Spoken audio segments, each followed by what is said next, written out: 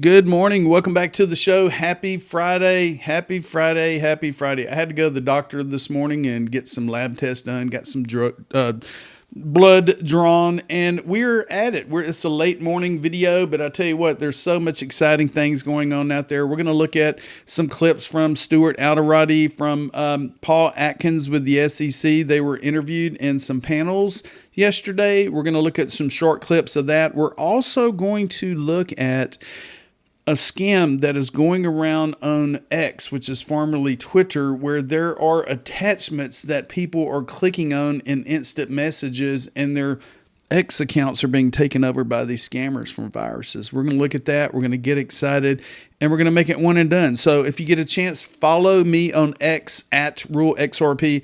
I am a crypto teacher. I'm not a financial advisor. Let's go ahead and look at things. Total crypto market. We are still below $4 trillion. We're roughly $3.8 trillion in the total crypto market. Bitcoin is 109,356. Ethereum is under 4,000 at 39.57. XRP is hanging around 274, 275. We're still under $3. But I tell you what, like I said, these lows aren't going to be these lows for long. Volatility happens, but once all of these ecosystems start to come to fruition, you're already seeing the big players like the banks and financial institutions and money markets start to look at blockchain technology and start to hedge against the dollar with these digital assets. So let's go ahead and get it. Now, the major news won't show the 1-year return on XRP. And I said 368%, bitches. They're not going to show you that. They're going to say Bitcoin's up 18%, Ethereum's up 16%, but they're not going to show XRP is up 368% for the year, people. Look back. Look at the big picture. Okay, and here's another one. I posted this yesterday. I got a lot of positive feedback. Everybody reposted it. I said, all you have to do is HODL, and HODL means hold on for dear life. Here is a picture of XRP back in 2020 at 51 cents. And here is XRP recently at $2.76, people. And people were like, where did you get that ticker at? Where do you get it? Well, if you go to Crypto Gadgets IT on X, that's at Crypto Gadgets IT. They have a link where you can order these. They're pretty cool. There are standalone ones, and there's ones that actually plug in that has the color readout. You can get it in Bitcoin. You can get it in XRP. Really cool. CryptoGadgets.it. So right here in this panel yesterday, FMQ, which is the Financial Markets Quality Conference, Stu Alderati and others on this panel were interviewed. And Stu Alderati talks about the Dodd-Frank Act, which was reactive, and how things today, you have to be proactive, not reactive. So check this little clip out right here. So you've hit on so many things that I want to follow up on. I'm going to try and tackle one of them at a time. So you talked about Canada being first on ETFs and regulation lagging. Stu, you've spent so much time on crypto regulation and certainly trying to push it along. What do we need it to look like? And part of why I ask is, in the equity markets and across all different asset classes, there are so many different regulatory forms. And we have a blank sheet of paper in some ways, or we had. I mean, we're already several years into this. But what should it look like? Yeah, well, the U.S., we need to play catch up. And I think we're there with this administration. We lost a lot of years around providing clarity to the crypto economy. And clarity, I mean lowercase c, not the Clarity Act. Clarity shouldn't be controversial. Clarity is a good thing. And while we were litigating basic issues in the U.S. courts around whether crypto is a security, whether it's a commodity, the Treasury Department under the prior administration was calling crypto a clear and present danger. Right. Think about that. That's what the language you use for nuclear arsenals. Red Dawn. Yeah. Crazy. Right. I mean, that's what they were doing. Yeah. So first thing we need to do is to play catch up. The Genius Act passed. It was the first major piece of financial regulation that passed in 15 years since Dodd-Frank. Now, Dodd-Frank was reactive to a crisis. What we need for crypto regulation, we've seen it with Genius, is something that is proactive, that enables the innovation, protects consumers, protects the integrity of the market, and does its best to keep clear actors out. The next thing we need to tackle is market structure. It's really complicated. The legislative process, and I am not an expert in it, even though I spent a lot of time in this town, takes a long time. Some will suggest that, yes, let's push hard on market structure, and I think we should. But in the interim, under the leadership of Paul Atkins and under at least the temporary leadership of the CFTC right now, there is a window where the regulators can move very quickly, whether it's rulemaking or just guidance, clear guidance. And the SEC has come out with clear guidance on meme coins, on NFTs, on, I think token, what's that? Staking. Staking. Yeah. 4 pages, you can read it. I can give it to my sister or brother who are, educated but not lawyers. They can understand it. Can we just do more of that while the legislative process plays out? Yeah, could a new administration come with a stroke of the pen and throw it all away? Maybe. But if we can act quickly, we have 3 years to implement this with traditional finance and decentralized finance. It would be really hard to undo. I think again, I'm all for market structure, smart regulation, smart legislation, but what we don't need is a Dodd-Frank for crypto at this stage. That's an important point, is legislation versus regulation versus guidance. Right. Are they steps? Do we start with guidance, get to rulemaking, get to legislation? So anyway, yes. Education in the next 3 years, the new administration could basically flip the switch the other way. But if we're educating the public, educating our representatives, educating the world, holding everyone's hands, showing them what this technology is on a pro basis, saying that everything is positive because this is working in a positive way, we're going to lock this in the stone. It's going to be written in stone, people. Ellie Tarrant gets this out there yesterday. Hester Peirce spoke at a Coin Center dinner, and she says after delivering an absolutely hilarious keynote at the Coin Center dinner where she basically trolled the entire industry by making fun of all of its stereotypes, SEC Commissioner Hester Peirce, wearing a t-shirt with DEX code on it, apologized to the room at large for failing to convince her government colleagues sooner about the merits of crypto and blockchain, encouraging attendees to keep building. So we call her Crypto Mom, and a lot of people are bashing Hester Peirce, but you know what? Through the entire previous administration with Gary Gensler and Crenshaw, and Carolyn Crenshaw is still at the SEC, and she's one of the bad apples in the group. When the majority wins all these votes, Hester Peirce is just sitting in the corner going, why does this have to happen? Just like us. Why did Ripple have to get sued? Why did all of these other fintech companies have to get sued? And Hester Peirce is saying, look, I apologize. I tried to make this happen, but the other half or the other 2/3 didn't let it happen. So hats off to Hester Peirce. I know Tony Edwards, Thinking Crypto, just previously interviewed her. I'll share that video when I get it. But hats off to Crypto Mom. She is pro crypto, people. So right here, Paul Atkins, the new pro crypto SEC chair, talks about T0 payments, liquidity, tokenization, how regulation through enforcement was a bad thing during the Gensler tenure. And I'm amazed and thankful for this new administration. Hire, make crypto great again. Listen to this little 3-minute clip.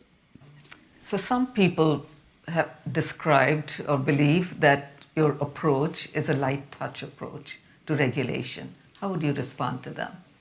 Yeah, so I don't think so. What's a heavy hand approach? Regulation through enforcement, I think that's really unfair, and it has no due process and no rule of law. So, I stand on due process and rule of law. I think that's the way our system should work, and we need to provide that certainty. And the alternative is then to, again, you chase things offshore, you seed the innovative spirit that makes America so special and that has built our country, and we need to get that back. And if you look at the possibilities of artificial intelligence and tokenization in the financial markets for getting risk out of the system as much as possible. We're now at T+1, so I salute my predecessor for going there. But what about T0? And we have to probably build in a little speed bump to protect from a fat finger problem. But that's pretty exciting if you have instantaneous DVP, RVP sort of transactions. Think about the blockchains. Think about the XRP ledger. Zero delay, 3 to 5 seconds, the transaction goes through. Let's keep going. I think that would be amazing. And so all these things there, I think the money saving, the benefits to the marketplace, I think through liquidity and other aspects, I think is the real promise there. So, I think we can achieve a lot through that. You see big scope for tokenization of financial assets? Yeah, I do. I think the marrying of the asset with settlement together on chain, I think that is pretty exciting. And so I don't focus so much on the cryptocurrencies or those sorts of things, but on the benefits of DLT type of blockchain aspect, the distributed ledger benefits, and who knows, DeFi, how that may develop, and how we can channel that maybe into mainstream as well. So it's just, there's a lot of real things to ponder and to discuss and go out for notice and comment. But I'm really excited about the potential that we have. And again, I think innovation is key. That's our strength in the United States. And I just came back from Europe. I was there 2 weeks ago. And in London, Paris, Frankfurt, and Brussels, everyone is talking about how they could be like the United States and kind of have an investment culture, a more risk-taking culture than risk-averse culture, and openness to equity, investing, and that sort of thing. So we have that here where, we can lead the world in it, and we've got to take advantage of that. Mm-hmm. Absolutely. And you know what? The past 4 years, Gary Gensler, he would not have said any of this. He's always talked about the Howey test and the 1940-something test and all these other individuals and how crypto is negative and it's all scammers and thieves and all this other BS. But I'll tell you what, Paul Atkins, he is making a huge change along with the SEC, the CFTC, and he talks about high risk. Crypto is high risk. All of you out there that are now dipping your toes into purchasing crypto and digital assets, there's high volatility, there's high risk, but if you can hold it out long enough, there are high rewards, people. That's why you never share your private information. You never share your passwords to anybody, no matter what. Now, we're going to look at the scams real quick because I'm a crypto teacher and I'm one of the few that talks about these scams. But look, you're going to get a text message on your phone and it's going to say, Coinbase, your withdrawal code. If this was not you, contact our team. Do not do this. Coinbase will never contact you. There's 2 different phone numbers. This came from a 732 area code. They're wanting you to call a 870 number. And what it is, there's scammers on the other end that are enticing you to log into a fake web page to maybe hook up your wallet and share your recovery phrases or send crypto somewhere to make sure it's safe. Don't do it, people. These scammers are horrible and they're trying to steal your crypto. Trust no one. So about 8 weeks ago, I made a mistake. I clicked on a link from someone who I thought was sending me an instant message that I have spoken with and messaged many times before, but somebody had taken over his account. And when I clicked on the link, it infected my computer and then they took over my X account. And this Cointelegraph article here is kind of explaining how this is happening and how these attackers are taking over social media accounts. It says right here, it says, new sophisticated phishing attack targeting crypto influencers on X, which is formerly Twitter, bypasses 2FA. I am two-factor authenticated on X. I have passwords on X. And it says, by exploiting X's app authorization system, attackers use fake Google Calendar links that redirect to malicious apps requesting account access. Do not click unexpected links and DMs, and do not approve app authorizations from unknown sources, people. do not accept instant messages from anybody. If you see somebody that has a big account and they send you a message randomly saying, hey, look, check this out. I can help you make a lot of money on your crypto. I can help you do this. Do trust nobody. Nobody's going to send you a message out of the blue. This is the Cointelegraph article, new advanced X account takeover attack target crypto community. I'm not going to go through it, but I'm going to leave a copy of it below. But this individual here, let's see, where is he at? One of these individuals actually broke it down in detail. There is a link showing where all of this took place and how it was done. It's horrible. People are making you think that you need to do something, and at the same time, when you do it, you're getting scammed. So, okay, here's another one. I got this email this morning, and scammers will trick you into downloading a PDF document. Never click on a PDF, a DocuSign, a link, anything in an email. Don't do it, because here is the email I got. And they're saying federal court mandate, court appearance mandate. If you don't appear, failure to appear will, result in this. And then they said, this is the court document. Download it now. Download this PDF to view this court document. Don't do it, people.